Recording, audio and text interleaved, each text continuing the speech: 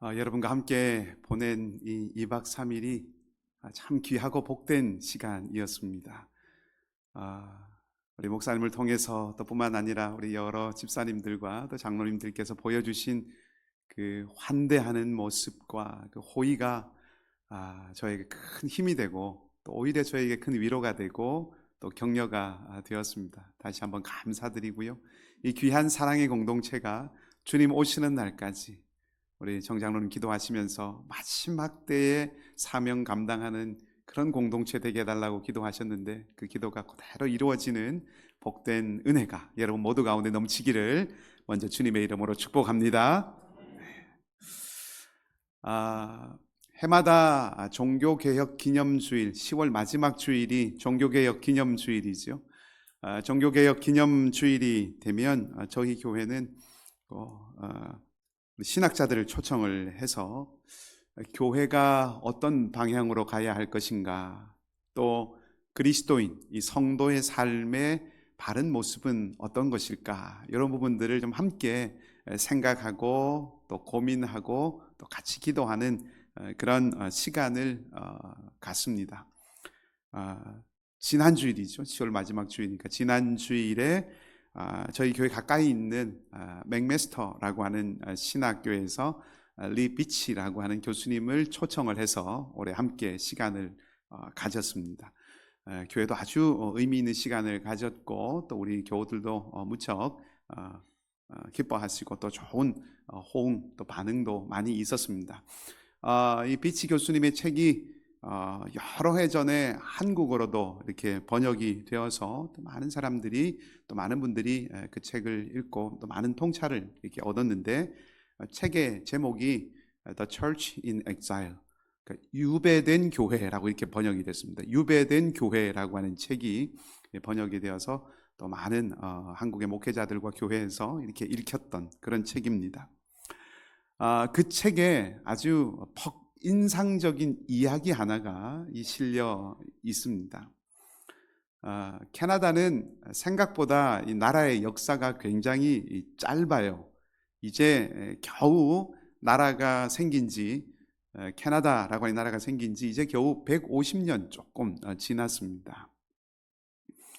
1967년, 좀 꽤 오래된 시간이죠. 1967년이 캐나다가 건국이 된 지 100년이 되는 해였습니다. 그래서 1967년에 캐나다의 수도인 오타와에서 캐나다 건국 100주년 기념 행사를 가졌습니다. 상원, 하원, 양원의 의원들이 다 모여들고 또 캐나다는 영연방국가이기 때문에 아시다시피 총독이 있어요. 영국에서 파견한 총독이 이제 그 행사에 참여를 하게 되고 또 캐나다 연방 수상도 참여하고 또 캐나다 100주년이기 때문에 영국에서 그 당시 여왕이었던 엘리자베스 여왕 부부도 그 행사에 참여를 하게 되었습니다. 여왕 부부가 그 기념식에 참여했을 때 여왕 부부를 맞이하고 또 그 여왕 부부를 안내해서 단상에 연단에 가서 자리를 잡게 하고 또 그 주위에 함께 앉았던 분들이 목회자들이었어요. 정치 지도자들도 있지만 그들이 아니라 목회자가 영국 여왕 부부를 맞이하고 함께 올라가서 연단에 같이 앉았습니다. 그 100주년 기념 공식 행사 가운데 기도회 순서가 있었습니다. 당시에 수상이었던 피어슨이라고 하는 수상, 토론토 공항을 피어슨 공항이라 이렇게 부르는데 그 수상의 이름을 따서 지은 이름입니다. 그 피어슨 수상이 그 기도회 중에 베드로 전서에 있는 말씀을 낭독했고 그리고 거기 모인 모든 사람들이 함께 국가의 죄를 하나님 앞에 고백을 하고 그리고 함께 주님께서 우리에게 가르쳐주신 기도를 다 고백한 후에 그리고 모든 모인 사람들이 우리가 주님께 우리의 삶을 드리고 주님께 온전히 헌신하겠습니다. 이렇게 교동문으로 화답을 했습니다. 이렇게 국가 100주년 기념 행사가 진행이 되었습니다. 그리고 나서 한 34년 정도가 지난 2001년 2001년 9월 14일에 2001년 9월 11일은 우리가 잊기가 어려운 날이죠. 9/11이 있었던 그런 때였습니다. 9/11은 그 테러에 희생당한 많은 사람들을 좀 추모하고 그들을 기억하는 집회가 또 똑같은 장소에서 열리게 되었습니다. 10만 명가량의 많은 사람들이 그곳에 모이게 되었는데 그 연단에 기독교 지도자들은 한 사람도 공식적으로 초청받지 못했습니다. 그리고 그날의 추모 행사 가운데 기독교적인 색채나 기독교적인 어떤 내용들을 담고 있는 예식은 전혀 없었습니다. 30여 년이 지난 그 기간 동안에 일어난 캐나다라고 하는 나라의 변화라는 겁니다. 눈에 보이는 대로 말한다면 국가와 사회에 대한 교회의 영향력이 매우 크게, 아주 크게 축소가 되었고, 또 기독교 신앙이 문화에 미치는 영향도 아주 미미하게 되었다라고 하는 것을 보게 되는 거지요. 이 비치 교수님은 그런 역사의 변화를 보면서 바로 이와 같은 상황이 유배와 같은 상황이다라고 하는 생각들을 하게 됐습니다.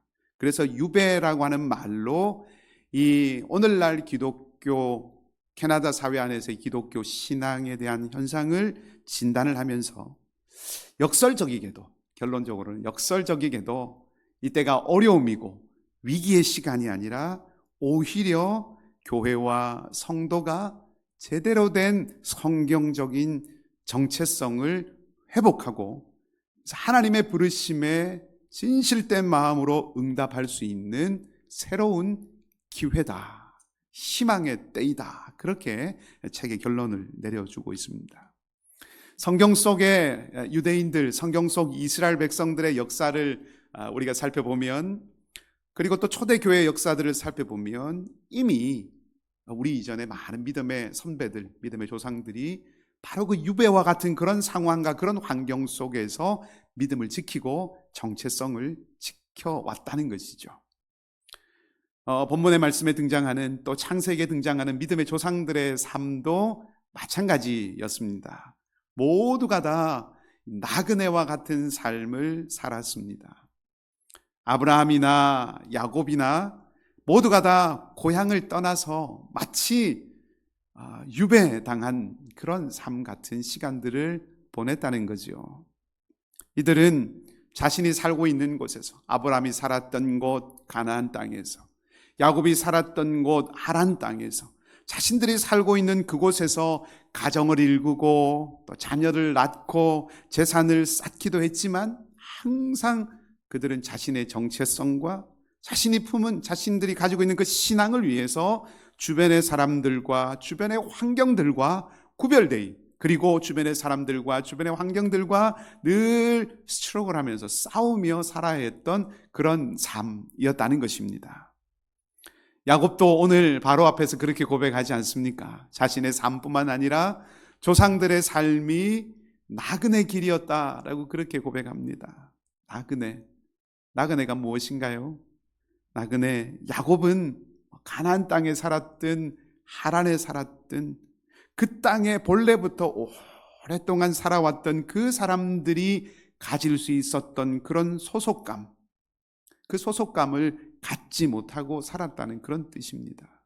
함께 어울려 살아가지만, 그곳에 뿌리 내리고 살아가지만, 그러나 왠지 그 땅에 오래된 사람들과는 다른 정서와 다른 마음, 그것 가지고 살아갔다 하는 거죠. 오래 살았지만 때로는 너무나도 낯설게 여겨지는 그런 환경, 그런 시간들을 보냈다 하는 뜻이지요. 그래서 어떤 의미에서 그곳에 살고 있는, 가나안 땅에 살고 있는 많은 사람들 틈에 살아가지만 마치 늘 결정적일 때는 이방인 같은 마음이 드는 그런 생각으로 야곱은 자신의 삶을 살아갔다는 것입니다. 야곱은 그런 삶을, 그런 자신의 일생을 오늘 본문의 말씀을 통해서 험악한 세월이었다라고 그렇게 고백을 하지요. 정말 그렇지 않습니까? 야곱의 삶은 참 험악한 세월이었습니다. 장로님 기도도 하셨지만 태어날 때부터 경쟁하는 삶이었습니다. 형에게 돌아가야 할 아버지의 축복을 가로채고 분노한 형으로부터, 또 가족의 갈등으로부터 도망쳐야 했습니다. 형의 이 화가 다 가라앉으면, 형의 분이 가라앉으면 기별해서 집으로 돌아오게 해주겠다라고 말했던 그 어머니의 소식을 기약 없이 20년 동안이나 기다려야 했던 그런 삶이었습니다. 그 기간 동안 야곱은 계속해서 외삼촌 라반에게 속았지요. 제대로 된 품삯 받지 못했습니다. 각고의 노력 끝에 가정을 꾸렸지만 이 아내들은 서로 우애 있게 있는 것이 아니라 늘 갈등과 경쟁 속에서 또 살아갔습니다. 다투었습니다. 자신의 재산이 늘어갈 때마다 이 사촌들의 시기와 미움이 또 얼마나 컸는지 모릅니다. 결국 고향을 향해서, 하란 땅으로 도망쳐 왔듯이 고향을 향해서도 도망치듯 그 하란을 떠나야 했습니다. 두려움 속에서 천사와 씨름했지요. 형을 만나서 극적으로 화해를 했지만 또 말씀을 읽어보면 그 평화도 아주 잠시, 생애비란 땅에 살았을 때는 딸이 참 끔찍한 봉변을 당하게 되고, 그것을 견디지 못한 아들들이 세겜 땅에 복수를 해서 다시 또 도망치듯이 야곱의 가족들은 짐을 꾸려서 급히 그곳을 떠나야 했습니다. 사랑했던 아내인 라헬을, 막내를 출산하다가 잃게 되고, 누구보다도 아꼈던 아들 요셉도 죽은 줄 알고 가슴에 묻고 살아가야 했다는 거죠. 한때는 어마어마한 부를 이룬 부자였습니다. 형에게 가축 수백 마리를 줄 정도로 굉장한 재산을 일구었던 사람이었습니다. 근데 이제는 어떻습니까? 지금은 기근으로, 그 땅에 흉년이 들어서 이제는 목숨을 구지하기도 너무 힘든 위태로운 상황에서 양식을 구하려고 애굽 땅으로 아들들을 보냈습니다. 어떻습니까? 아들들이 풍성한 양식을 구해왔습니까? 양식도 가져왔지만 안타까운 소식도 있지요. 아들 가운데 시몬이라는 아들이 간첩, 스파이라고 하는 누명을 쓰고 그 애굽 땅에 남게 되었습니다. 억류되게 되었습니다. 그 시몬을 돌려받고 그 시몬을 찾아오기 위해서 이제는 가장 아끼는 막내 요셉이 죽은 줄 알고 가슴에 묻고 난 이후에는 베냐민 하나 바라보고 살아왔는데, 그 막내, 가장 아끼는 막내를 또 그 먼 애굽 땅에, 먼 외국에 딸려 보내야 했습니다. 노년이 되었지만, 140년 오랜 삶을 살았지만 위로는 고사하고, 이 야곱에게 남은 것은 가난과 아픔과 또 막내 아끼는 아들을 떠나보내야 하는 염려가 여전히 그와 함께 있었다는 것입니다. 참 험악한 삶이 아닐 수 없는 것이죠. 그런데 중요한 것은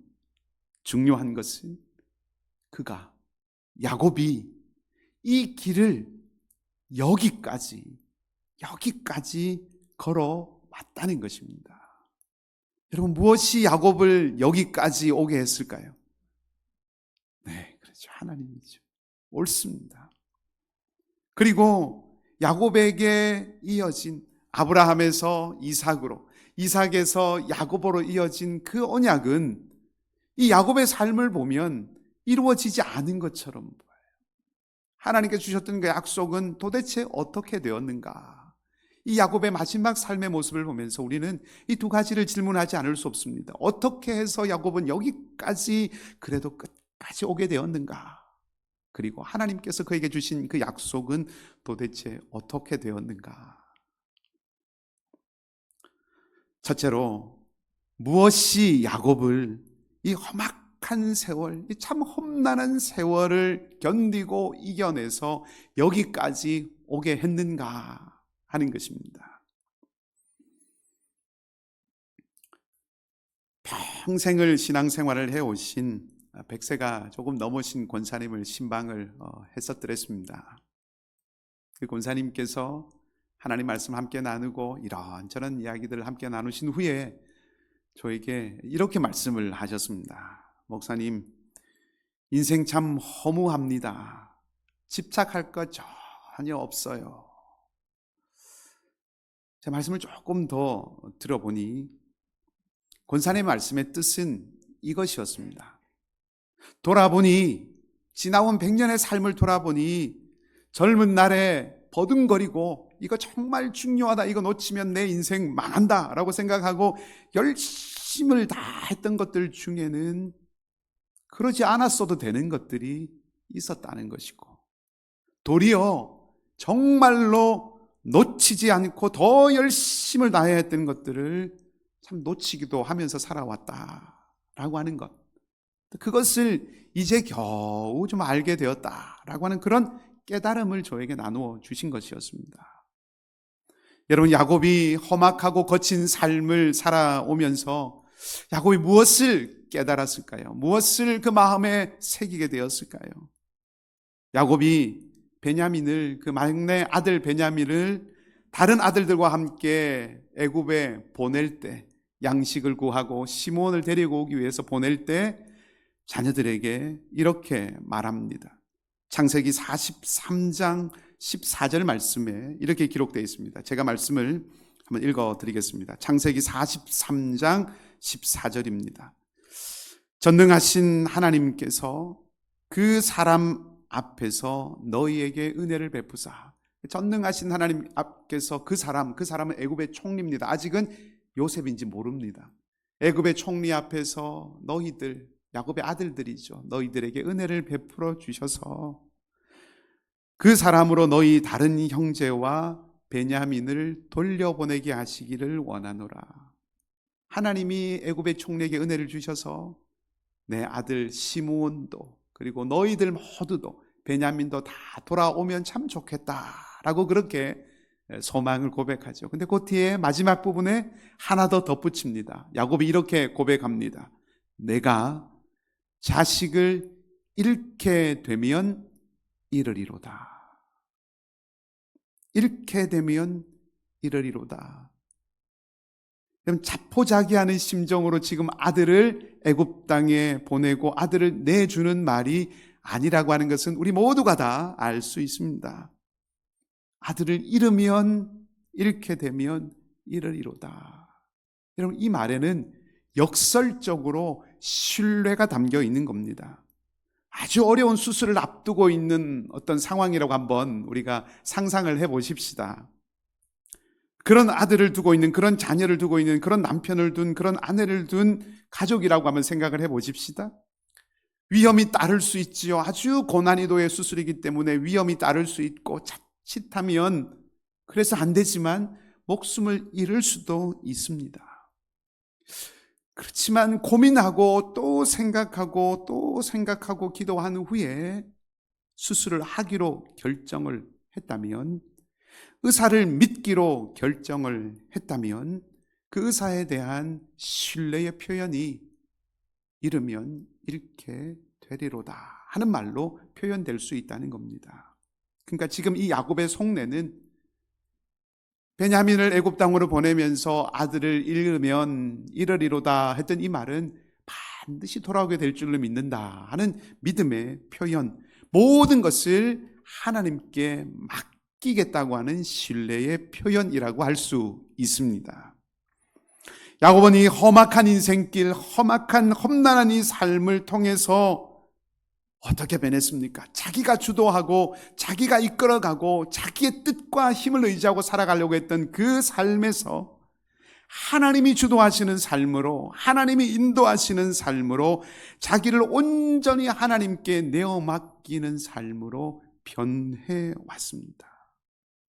살아내는 것, 이 험악한 세월을 살아낸 것, 이것이 대단한 이유는 그가 100년이 훌쩍 넘는 삶을, 그 긴 세월을 살아왔다는 그 자체가 아니라 야곱의 삶이 내어 맡기는 삶이었기 때문입니다.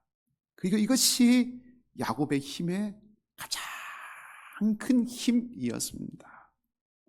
제가 2박 3일 동안 우리 여러 집사님들, 권사님들과 함께 교제하고 또 함께 식사하고 이렇게 아주 풍성하고 참 따뜻한 시간을 보내는 동안 모든 분들의 고백이 똑같았어요. 마치 약속이나 하신 듯이 우리 모든 집사님들, 권사님들의 고백이 똑같았는데, 목사님, 여기까지 오게 된 것 정말로 하나님의 은혜입니다. 내 삶이 여기까지 이른 것 한순간도 하나님의 기적이 아닌 것 없었습니다. 그렇게 고백을 다 하셨어요. 내 삶 하나님께 맡기고 살아왔다 하는 믿음의 고백이지요. 그것이 그 내어 맡기는 것, 하나님께 내어 맡기는 것, 온전히 내어 맡기는 것이 야곱의 인생에도 가장 큰 힘이 되었다는 것입니다. 우리가 속해 있는 이 개혁교회 전통의 오랜 가르침들 가운데 인간의 전적인 타락, 하나님의 무조건적인 선택, 불가항력적인 은혜, 그리고 성도의 견인, 이런 교리들이 있습니다. 아마 한 번쯤 다 들어보셨으리라고 생각합니다. 이 가운데 성도의 견인이라고 할 때 이 견인이라고 하는 것은 끌고 간다고 하는 뜻의 견인이 아니라 견디고 인내한다 하는 것입니다. 하나님의 온전한 구원의 자리에 이를 때까지 견디고 인내하는 것, 구원의 길이 견딤과 참음으로 온전해진다고 하는 것입니다. 여러분 정말 그렇지 않습니까? 신실한 하나님께 전적으로 내어 맡기기 때문에 변함없이 떠나지 아니하시는 그 하나님께 전적으로 온전히 다 내어 맡기기 때문에 이 험악한 세월을 보내지만 견디고 살아낼 수 있는 것 아니겠습니까?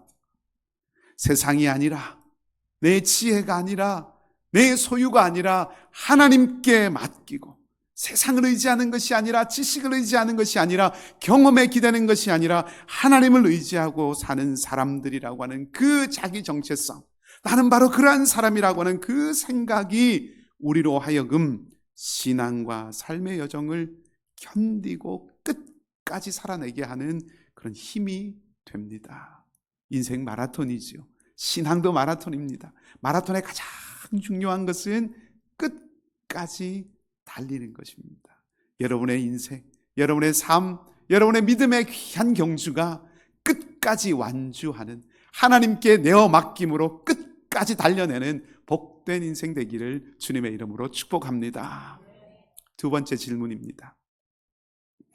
오래전에 아브라함에게 주셨고 또 야곱에게 전달된 하나님의 그 약속은 어떻게 되어가는가? 야곱은 과연 그 언약에 충실한 삶이었는가? 하나님이 아브라함과 야곱을 무엇을 위해서 부르셨고 야곱은 그 부르심에 어떻게 응답하고 살아갔는가라고 하는 질문을 한번 해보고 싶습니다. 창세기 12장 1절에 3절 말씀, 우리가 너무나도 좋아하고 또 많이 알려진 말씀이지요. 그 12장 3절 말씀에 하나님께서 아브라함에게 이렇게 말씀하셨습니다. 너를 축복하는 자를 내가 축복하고 너를 저주하는 자에게는 내가 저주하리니 땅의 모든 족속이 너로 말미암아 복을 얻을 것이라. 아브라함을 부르신 목적이 여기에 있는 거죠. 하나님께서 아브라함을 선택하시고 하나님의 특별한 민족으로 부르신 그 이유가 땅의 모든 족속이 아브라함과 아브라함의 후손을 통해서 복을 받게 하기 위함이라는 것입니다. 자, 이 부르심에, 하나님의 이 부르심, 많은 이들을 위하여서 복이 되게 하는 이 부르심에 응답하는 것을 오늘 보게 됩니다. 재미있는 사실이 하나 있어요. 아브라함과 이삭과 야곱의 삶을 가만히 살펴보면 흥미로운 것 있습니다. 하나님으로부터 이 언약을 받은 아브라함, 모든 민족으로 복을 얻게 하는 통로가 되게 하겠다라고 하는 이 약속을 받은 아브라함도 그렇고 또 그 아들 이삭도 그러하고 이 두 사람 모두가 다 왕 앞에 섰던 경험이 있습니다. 아브라함은 기근 때 애굽에 내려가서 애굽 왕 앞에, 그리고 이삭은 그랄 왕 앞에 섰습니다. 근데 하지만 아브라함도 이삭도 모두 왕을 두려워하여서 아내를 누이라고 속였었죠. 그리고 왕 앞에 섰을 때 그 왕을 축복하는 데까지는 가지 못합니다. 근데 야곱은 어떻습니까? 할아버지 아브라함처럼, 그리고 아버지 이삭처럼 야곱도 왕 앞에 섰습니다. 근데 오늘 왕 앞에 선 이 야곱은 할아버지와 아버지가 하지 못했던 거기서 한 걸음 더 나아갑니다. 왕을 축복하는 자리에 섰다는 겁니다. 축복하고 왕 앞에서 물러나고 있습니다. 아브라함이 하지 못했던 일, 이삭이 하지 못했던 일을 야곱이 지금 하고 있다는 거죠. 해밀턴이라고 하는 아주 탁월한 구약학자가 있습니다. 그가 오늘 본문의 말씀을 해석하면서 고센이라고 하는 아주 좋은 땅을 얻어내는 겸손한 역할은 야곱의 아들들이 했고, 야곱은 어떤 사람으로 등장하느냐? 야곱은 축복하는 존귀한 사람으로 나타났다. 이렇게 본문을 해석을 했습니다. 저는 일리가 있다고 생각합니다. 복을 빌어주는 것, 축복하는 것 누가 하는 행위입니까? 아버지가 아들에게 하는 거지요. 야곱이 바로를 축복한다고 하는 것은 무엇을 말합니까? 왕에게 왕보다 더 큰 권세가 있는 분이 계심을 보여주는 행동입니다. 야곱은 자기 자신이 축복의 통로, 복의 통로라고 하는 것을 보여주면서 참된 진정한 복의 원천이 누구인가라고 하는 것도 알려주고 있다는 것입니다. 오늘 험악한 세월의 끝자리에서 그 험난한 인생의 마지막 자리에 선 그 야곱이 하나님의 부르심에 최선으로 응답한, 너를 통하여서 모든 민족이 복을 얻게 할 것이다 라고 하는 그 하나님의 부르심에 가장 최선으로 응답한 하나님의 사람의 모습을 이 야곱이 보여주고 있다는 것입니다. 많은 것을 가졌기 때문에 성공한 것 아닙니다. 죽었던 아들이 한 나라의 가장 높은 지위, 총리에 올랐기 때문에 그 야곱의 인생이 끝에 성공한 인생으로, 역전한 인생으로 드러나는 것 아닙니다. 노년의 인생의 말년에 당시 세계의 최고의 권력자를 만나게 되는 그런 영광스러운 자리, 그런 영예를 안게 되어서 야곱의 인생이 성공한 삶이 아니었습니다. 하나님이 그를 부르신 그 부르심, 하나님이 그를 선택하고 언약을 주신 그 부르심, 너를 통하여서 많은 민족이 복을 받을 것이다 라고 하는 그 하나님의 부르심, 그 소명에 응답하는 삶을 살아냈기 때문에 야곱이 믿음의 조상으로 성공한 삶을 살아가게 된 것입니다. 한때는 속이는 자였죠. 한때는 빼앗는 사람이었습니다. 그러나 그는 그 삶 전체를 통해서, 일생을 통하여서 변화되어 갔습니다.